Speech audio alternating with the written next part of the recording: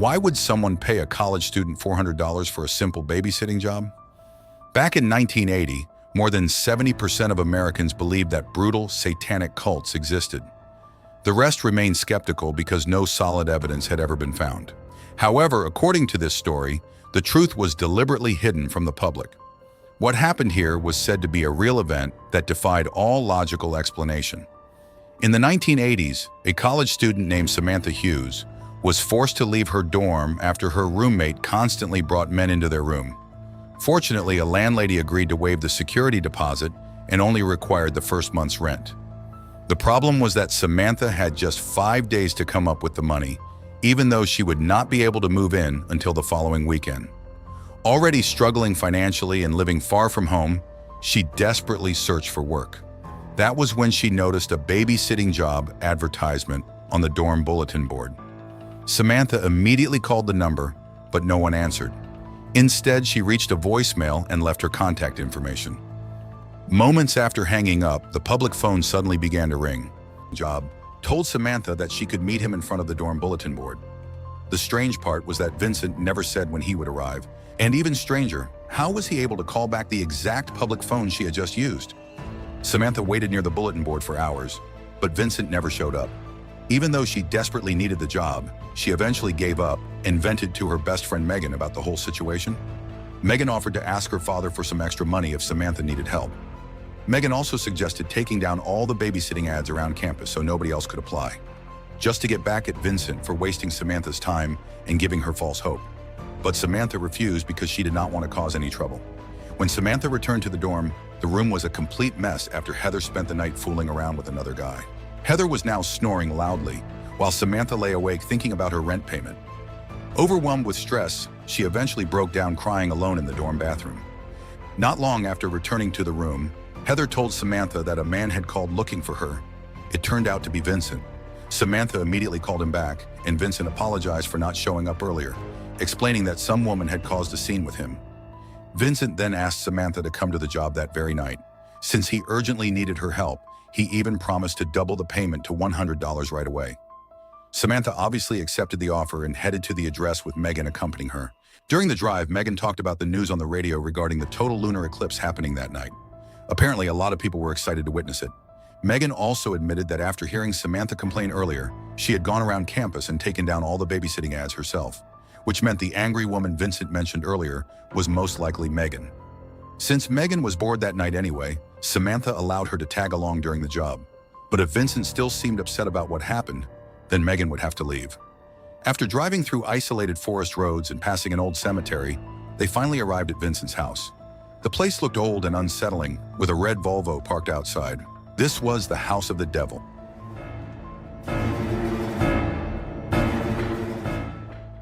Samantha was greeted directly by Vincent himself, a tall, older man with a strange presence. Vincent explained that he and his wife had just returned from out of town after watching the lunar eclipse from a place where it could be seen more clearly. Even so, he casually mentioned that he was not an astronomer. A little later, Vincent asked to speak with Samantha privately. He apologized because the job was not actually babysitting. Instead, it involved looking after his mother-in-law, a woman everyone simply called Mother. Vincent also mentioned that his own children were already grown up. At first, Samantha assumed she would be caring for a sick elderly woman, but Vincent clarified that Mother was perfectly healthy. Samantha only needed to keep an eye on her for a few hours, which he claimed was even easier than babysitting. Knowing how badly Samantha needed the money, Vincent kept increasing the payment until they finally agreed on $400 for just 4 hours of work. That amount alone would be enough for Samantha to pay the rent on her new place. Megan tried to stop Samantha from taking the job because Vincent's behavior felt suspicious, and the amount of money he offered simply did not make sense. But Samantha had already made up her mind. She told Megan to come back and pick her up around 12:30 in the morning. While Samantha stayed inside the house, Megan waited near the cemetery, not far from the property, smoking a clove cigarette. Her lighter suddenly stopped working, and out of nowhere, a man named Victor approached and offered her a light. But the situation quickly turned horrifying when Victor realized Megan was not the actual girl who applied for the babysitting job. Are you not the babysitter? No, I'm not the babysitter. My friend. Back inside the house, Vincent handed Samantha $200 up front, along with a little extra money for food. He told her there was a pizza number near the refrigerator, and since Mother was already asleep, Samantha could relax on the couch and help herself to anything she needed. Vincent explained that the house was large enough that she might not even run into Mother at all. Still, he warned Samantha to stay alert in case something happened. Before heading upstairs to meet his wife Vivian, Vincent also gave Samantha an emergency phone number in case anything important came up, along with the address of the hotel where he and Vivian would be staying for the night. But just before leaving, Samantha overheard Vincent saying something very strange to his wife. He mentioned that this time there would not be any mistakes like before, and after tonight, everything would finally be complete again. He also described Samantha as being perfect for whatever they had planned. A few moments later, Vivian suddenly appeared from a room right in front of Samantha and greeted her. Samantha became confused almost immediately. Vincent had just gone upstairs claiming he was meeting Vivian. But if Vivian was downstairs the whole time, then who exactly was upstairs? Vivian casually explained that she had just come back from the basement after grabbing her fur coat because she grew up in a desert climate and could not handle the cold very well. Not long after that, Vincent came downstairs, and the two of them left together in the red Volvo, leaving Samantha alone in the massive house with Mother, whose face she still had not even seen yet. After they were gone, Samantha repeatedly tried calling Megan, but none of the calls were answered. Thinking her friend was still upset, Samantha eventually left an apologetic voicemail, completely unaware that Megan had already been murdered in the cemetery nearby. Samantha eventually ordered pizza using the number Vincent had left for her, and the delivery was expected to arrive in about 30 minutes. With nothing else to do, she began wandering around the massive house. She moved from the kitchen to the living room, explored the billiard room, casually pressed a few keys on the piano, sat inside a large study, and eventually reached a huge white room upstairs that overlooked the front of the house. Later on, Samantha watched a news report about the total lunar eclipse. According to the broadcast, the moon would be completely covered by Earth's shadow exactly at midnight. Bored and trying to pass the time, Samantha listened to music on her Walkman while playing billiards and continuing to roam through the house. But at one point, she accidentally knocked over a flower vase and shattered it on the floor. While cleaning up the broken pieces, Samantha noticed something strange. Vivian's wardrobe was actually located upstairs, even though Vivian had previously claimed she went down to the basement to get her fur coat. Not long after that, Samantha found a family photograph inside the house. But the people in the picture were not Vincent and Vivian.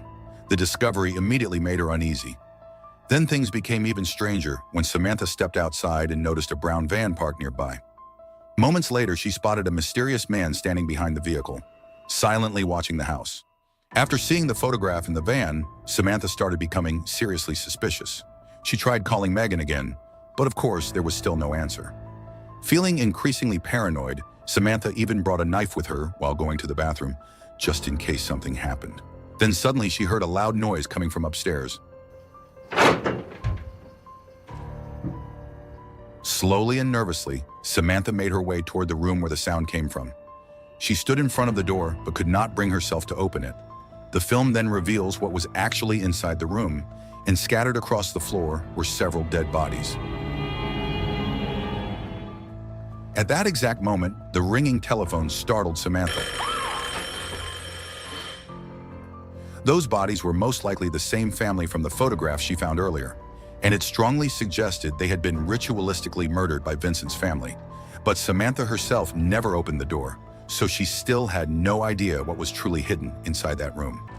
A little later, Samantha grabbed the pizza delivery from outside, only to realize that the delivery man was Victor.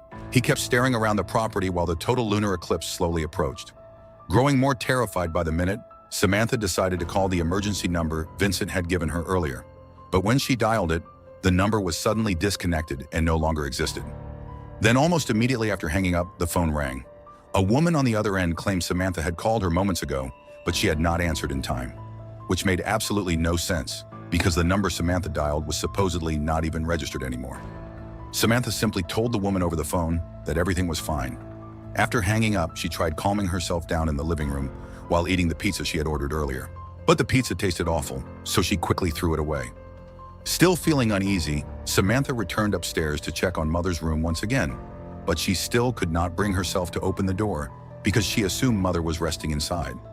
Instead, she wandered through the other rooms upstairs until she eventually entered one of the bathrooms. Inside, she discovered large clumps of hair scattered everywhere. At that point, Samantha became completely convinced that something was seriously wrong with Vincent's family. Not long after, she found a small door leading up to the attic. The moment she climbed upstairs and reached for the light switch, the total lunar eclipse finally began, and suddenly the power throughout the entire house went out.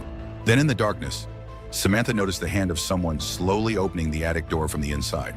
Terrified beyond control, Samantha collapsed and lost consciousness. When she finally woke up, she found herself lying in the middle of a satanic ritual circle surrounded by candles. Her hands and feet were tightly bound, and cloth had been tied around her mouth. Panic instantly took over as she struggled helplessly. Moments later, Vincent, Vivian, Victor, and Mother entered the room. It was finally revealed that Victor was actually the son of Vincent and Vivian.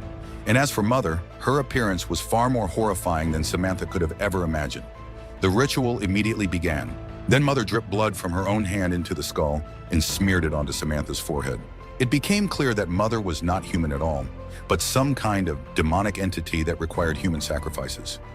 Vincent, Vivian, and Victor were nothing more than devoted followers carrying out the ritual for her. Even after Victor shot Samantha in the lower left side of her body, she somehow managed to fight back. Samantha stabbed Vincent with a knife, slit Victor's throat, and escaped from the ritual room. While trying to flee the house, Samantha also discovered Megan's corpse, her face completely destroyed from the gunshot wound. At the same time, Samantha began feeling a terrible pain in her stomach, and no matter where she looked, the horrifying image of Mother kept appearing in her mind. Vivian was eventually killed as well.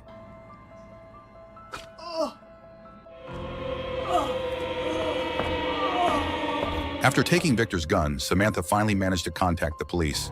But even then, she could not stop seeing visions of Mother haunting her thoughts. Samantha kept running until she reached the cemetery outside, while Vincent continued chasing her despite the stab wound in his stomach. Vincent insisted that Mother had chosen Samantha and that the ritual was already complete. According to him, there was no escaping her fate anymore. At first, Samantha intended to shoot Vincent, but after realizing something inside her body no longer felt normal, she slowly turned the gun toward herself instead. Then a gunshot rang out. No. The next morning, television reports revealed that many astronomers were confused by how unusually fast the total lunar eclipse had ended. Throughout history, lunar eclipses have often been linked to myths involving demons, creatures believed to consume the moon or disturb the balance of nature itself. Meanwhile, Samantha somehow survived and was now recovering in a hospital, which made absolutely no sense, considering she had clearly shot herself in the head the night before. But the most disturbing part came when a nurse calmly informed her that both she and the baby inside her were completely healthy. So even though Samantha managed to escape that cursed house alive, the ritual had still succeeded, and now she was carrying a demon child. So the moral of the story is never accept a babysitting job from a guy who lives next to a cemetery and pays enough money to unlock all your financial problems in one night.